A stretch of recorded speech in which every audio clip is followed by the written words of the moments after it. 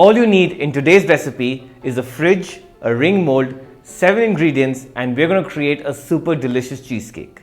Oh, and it's eggless, and as always, you are welcome. Let's go.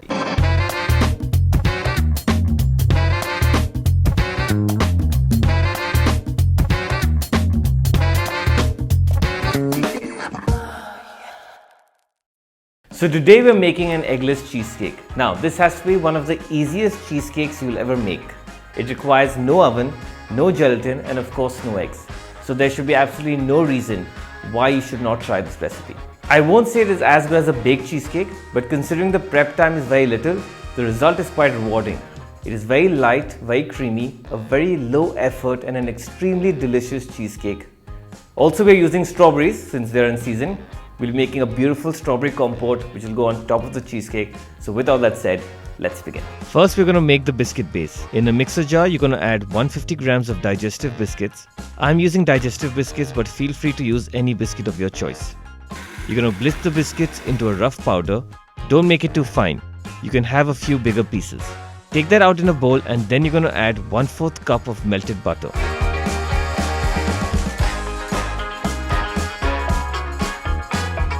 Mix the two until you have what resembles like a wet sand mix. Not too wet that you can mold sand castles, but enough that it just comes together without falling apart.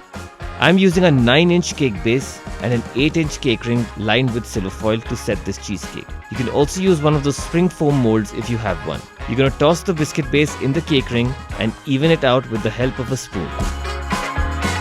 Set that into your fridge for 15 minutes to firm up while you get on with the cheesecake mix. In a large bowl, you're going to take 600 grams of softened cream cheese. Pro tip, if your cheese is not soft and you're in a hurry, you can always put the bowl of cream cheese over a pot of simmering water to help quicken the process. To that, you're going to add 1/4 cup of powdered sugar and half a teaspoon of vanilla. Give that a good mix and set that aside.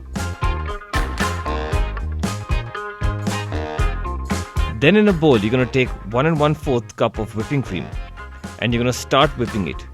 You could do this in a machine, but I decided to get a quick workout to compensate for the calorie intake by eating this cheesecake. You're going to whip the cream until what we call stiff peaks. Basically, the cream should be wedged in the wires of the whisk and shouldn't drop off. Then you're going to fold the whipped cream into the cream cheese. We're going to use a technique called cut and fold, which basically is cutting through the center of the mix with a spatula and going round the bowl and folding the mix over. Don't mix rapidly as you run the risk of knocking a lot of the air out, and that could lead to a dense cheesecake. You're first going to take 1/3 of the cream, fold that in, and then take the remaining 2/3 of the cream and fold that. Once you have a smooth and homogeneous mixture, take the biscuit base out, pour the cheesecake mix in the cake ring, and with the help of a palette knife, spread the mix evenly. Let that set in the fridge for a minimum of 4 hours or ideally overnight.